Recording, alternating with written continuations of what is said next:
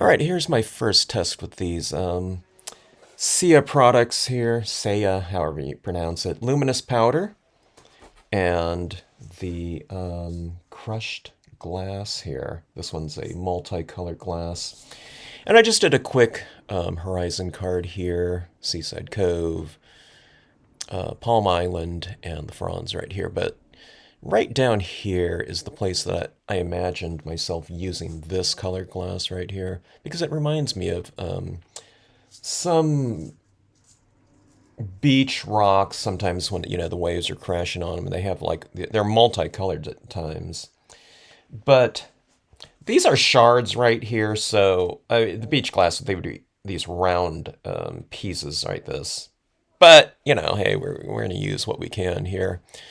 But I thought it looked okay down in this area down here. It's kind of subtle, and those were applied just with a little dot of glue down here, and then I just poured a bunch of the shards right over the top of it. And I put down a lot more dots than the number of pieces of glass that are adhered to this. But I thought it looked okay. I thought it looked a little bit more sparse, and these little reflective pieces are a little bit more subtle, which maybe is better, than having them just everywhere on here. I need to do more testing. All right, but I thought that looks pretty cool, and you can see it right there where, these pieces are dimensional, so you can get this three-dimensional type of element within your pieces here, within your cards. But look how three-dimensional that looks right there. Anyways, I didn't mention it, but this is the holographic printable vinyl sticker paper.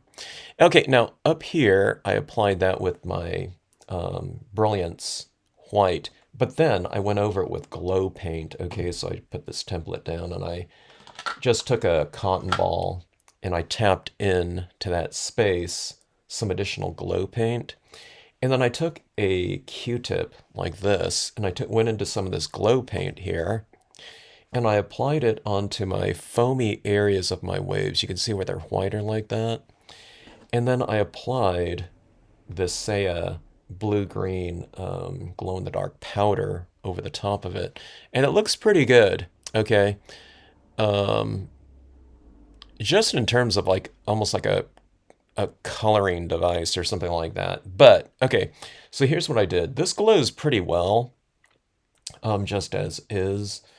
But I would have to apply a lot more of both this and the powder on here. I charged it up with light and I took it into a dark room. The moon glowed pretty well, but down here it was just too faint. So I'm going to have to do a much thicker slathering, okay, of both the paint and the powder, okay, in order for this to really be effective. Unless we're looking at this under like a black light in which it would really glow, really strongly. But yeah, I'll do that, or maybe I'll just go for a second coating on here or something like that. Maybe I'll spray seal this a little bit, and then I'll apply more of my glow paint down here, and maybe that'll do the trick. But and we'll try to build it up. That's what I figured I'd need to do because I've tried other types of glow media before, and you really have to put on a pretty good amount of it for it to be really effective under just standard charged up lighting effects or something like that. Under a black light it will glow like crazy, but if we really want to charge this up and have it show, you really have to add quite a bit of it. So we'll test that out.